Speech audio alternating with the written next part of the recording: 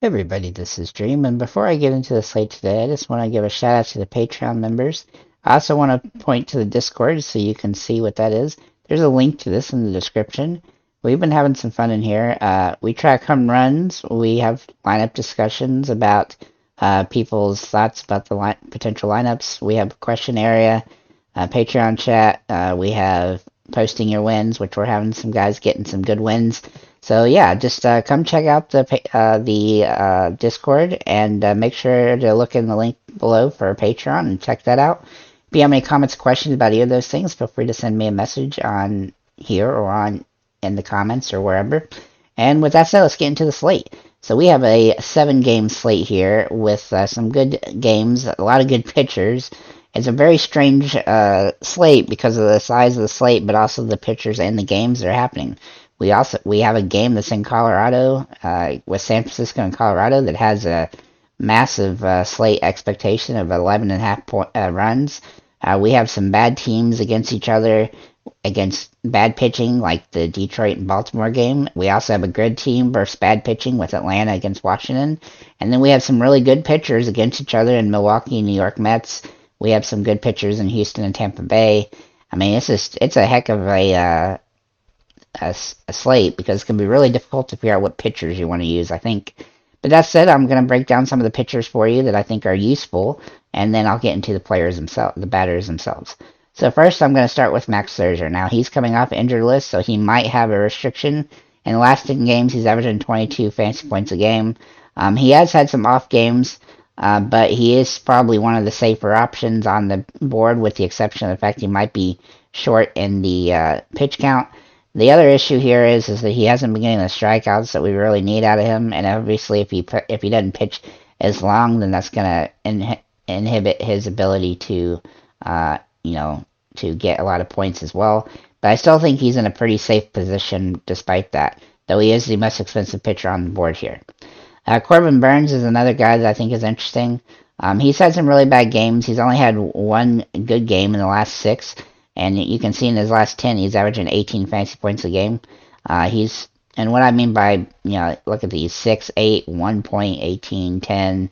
Just not, he's been extremely inconsistent.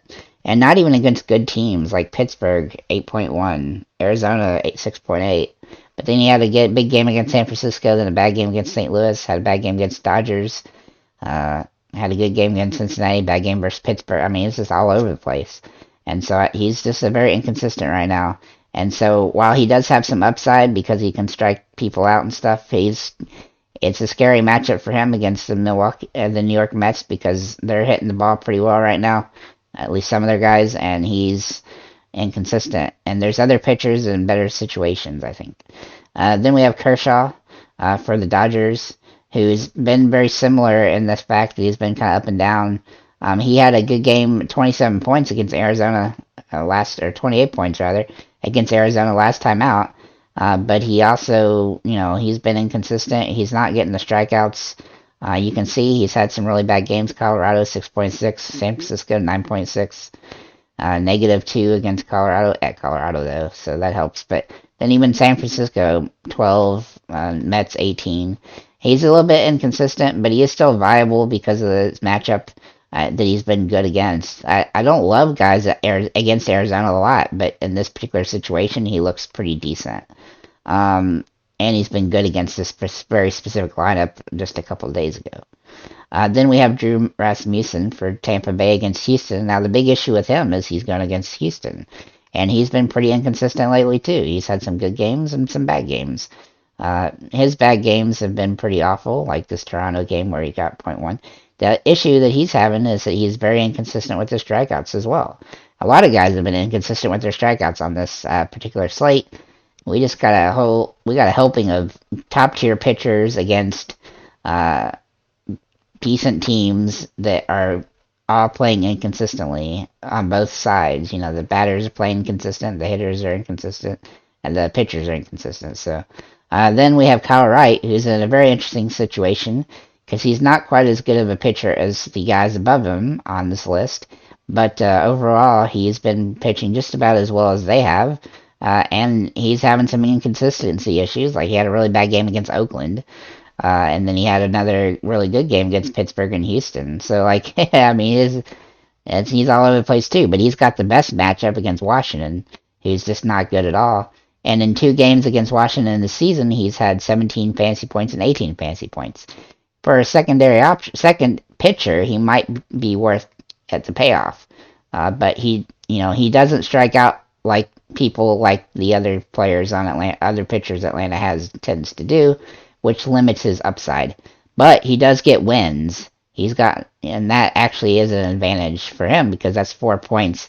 He's been getting lots of wins, and I do look for the Braves to be able to just clean this game up. He's won every time he played against Washington, so that's a nice little advantage here. But again, he just doesn't get the strikeouts, so that's the risk. Is there anybody else I really need to mention? I'm going to mention Merrill Kelly, not because he's useful, but because he's going against the Dodgers. See, he's actually a decent pitcher, but in 4 games against the Dodgers, he's averaging 5.6. And they're just going to 17 earned runs in 4 games against. I really like the Dodgers in this matchup. You could also look at Edward Cabrera, Miami, against Chicago, but he's kind of in a similar situation as Kyle Wright. He's just not as big of a strikeout guy most of the time, and so he's a little bit risky in the situation. His strikeouts are inconsistent, and his upside is pretty well capped. So, he's probably not going to score 30 points in this game. And Chicago has a couple guys that can hit him pretty well, especially right-handed hitters, which he struggled against. That's pretty much what to look at the top tier, at the pitching perspective. You're going to have to mix and match 2 of those guys in order to fit the rest of your lineup. And I will say that depending on how catchers, like who's actually going to be the starting catcher for some teams, it might be rather difficult to get a ton of value on the slate. There's some value, but you're going to have to take some risks, it looks like, I'm guessing, based on what I'm seeing here.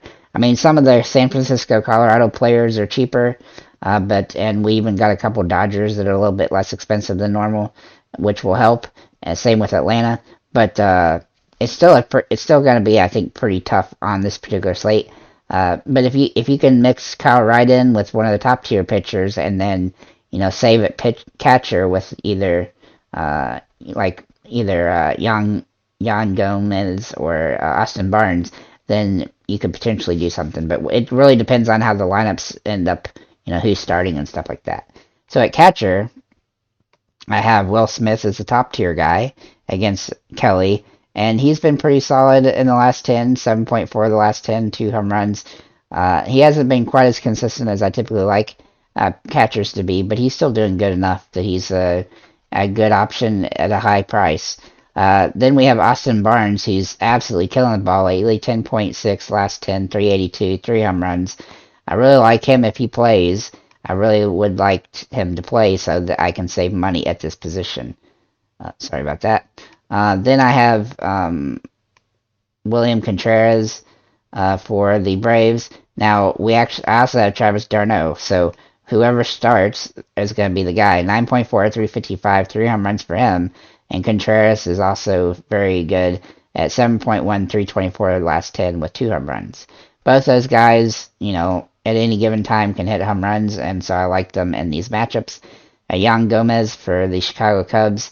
He's a guy I really like right now. He's hitting the ball extremely well in the last 10, 8.8 with 394. He even had a home run yesterday. Had a huge game, 24 fantasy points. I think he's in a great spot against Miami. Obviously, Cabrera is a pretty good pitcher, but he struggles against right-handed hitters. And so Yan Gomez is a guy to take a look at if he does play, which I hope he does. Then we have Rutschman for Baltimore.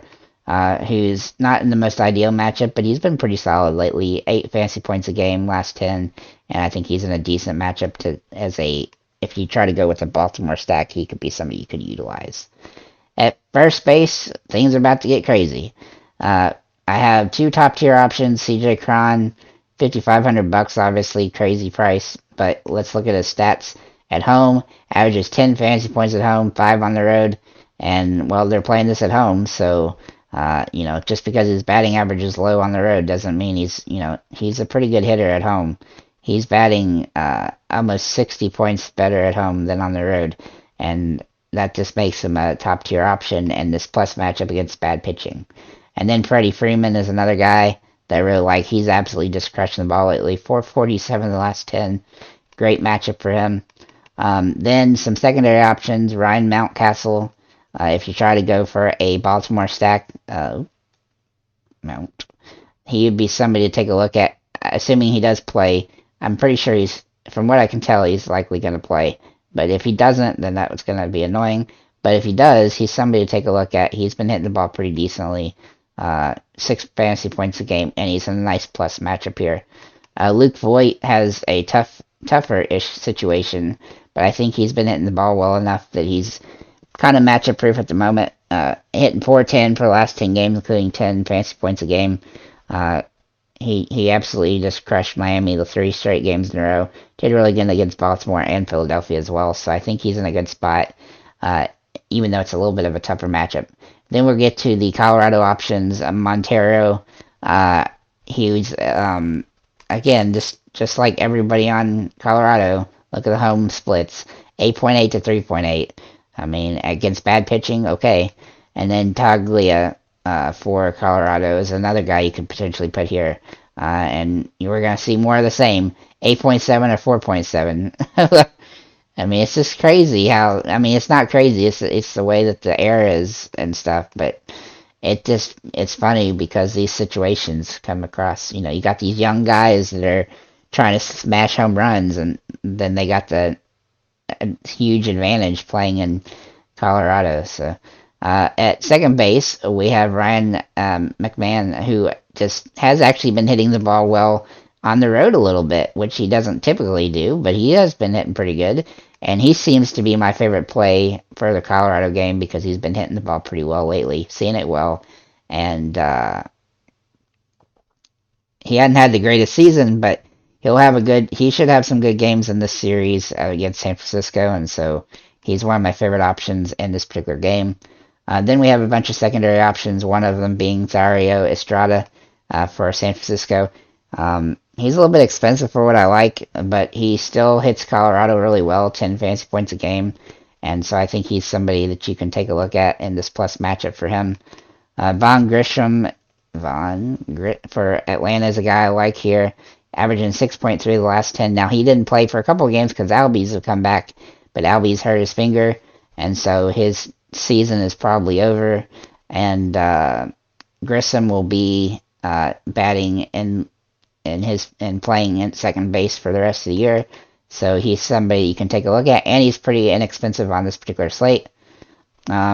Luis Garcia for Washington is a guy that's just been hitting the ball okay lately, and so I think he's somebody to consider looking at. I don't love him, but I think he's just cheap, and so if you need somebody cheap, then he's somebody to take a look at. And then if you just really need discount at second base, then Ronald Odor is your guy. I don't know how to say his first name, but anyhow, he's been averaging almost 6 fantasy points a game. He's been striking out a lot, but he's got a nice plus matchup here.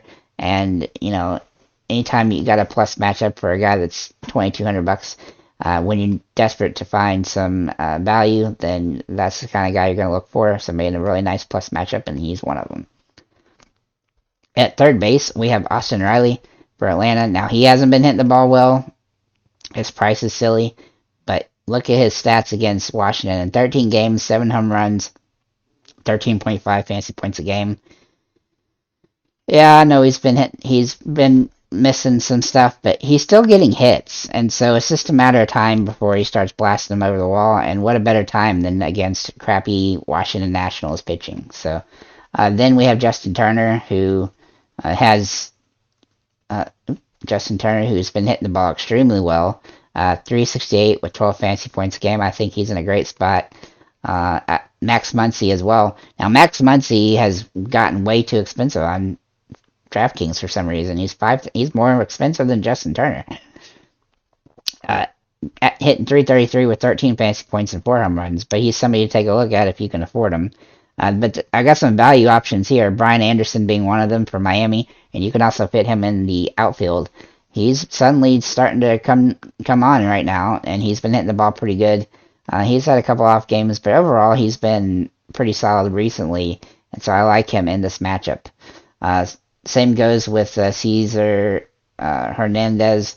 Obviously, I don't love him against right, but he's been hitting the ball well enough that he's somebody you have to take a look at that's got value.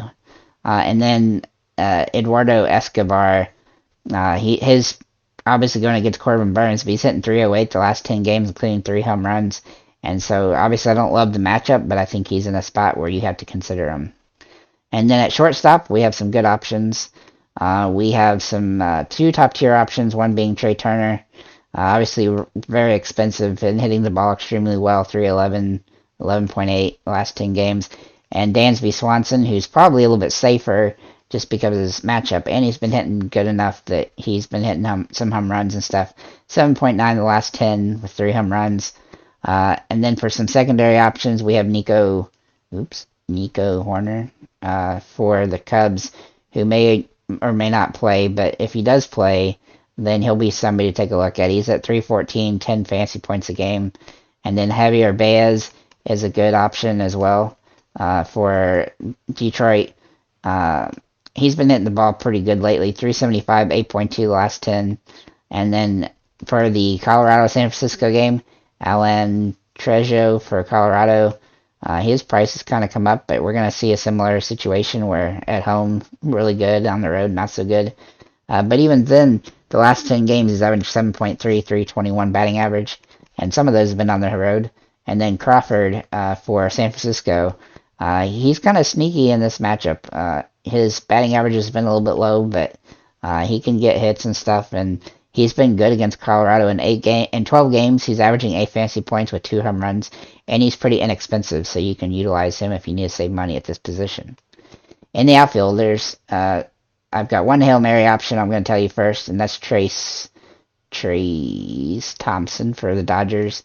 $2,600, and he's not hitting the ball well, but he's averaging 8 fantasy points a game because he's hitting a bunch of home runs all of a sudden.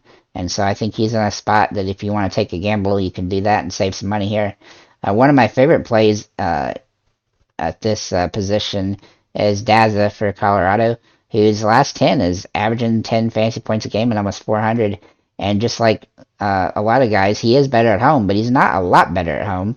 He hits the ball. He's been hitting the ball pretty well. He's not a huge home run threat, so that's the only downside. But he's getting hits, and he's going to get hits at home in this matchup.